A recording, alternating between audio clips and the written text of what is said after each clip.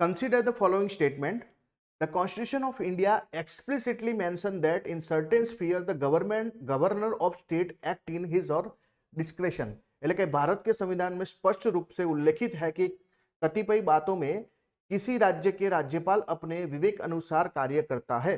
એટલે કે એમાં બંધારણમાં એવું લખ્યું છે કે અમુક બાબતોની અંદર જે છે આપણા રાજ્યપાલ પાસે પોતાની વિવેકાધીન શક્તિ છે અને આવું સ્પષ્ટ લખ્યું છે તો આ બિલકુલ સાચું છે.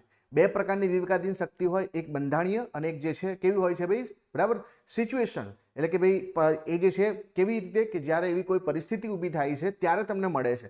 તો આપણા ભારતના બંધારણમાં રાજ્યપાલ પાસે જે છે બંધારણીય વિવેકાધીન અધિકારો પણ છે તો બિલકુલ સાચું છે. બીજું વાક્ય છે કે the president of India can of is or Har on reserve bill passed by state legislature for his consideration without it being forwarded by the governor of the state concerned. એટલે કે ભારત के राष्ट्रपति अपने आप किसी राज्य विधानमंडल द्वारा पारित विधेयक को भले ही वह संबंधित राज्य के राज्यपाल द्वारा न भेजा गया हो अपने विचार के लिए आरक्षित कर सकते हैं. તો આવું ના હોય.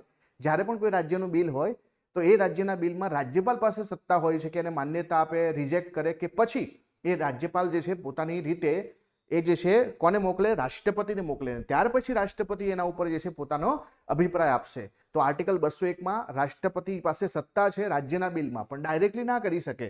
ક્યારે કરી શકે? જ્યારે રાજ્યપાલ એમને બિલ મોકલે. એટલા માટે આ વાક્ય ખોટું છે. તો અહીંયા સાચું આવશે ઓનલી વન. તો વન ઓનલી જે છે અહીંયા સાચો જવાબ બનશે. પહેલું વાક્ય સાચું છે, બીજું અહીંયા ખોટું છે.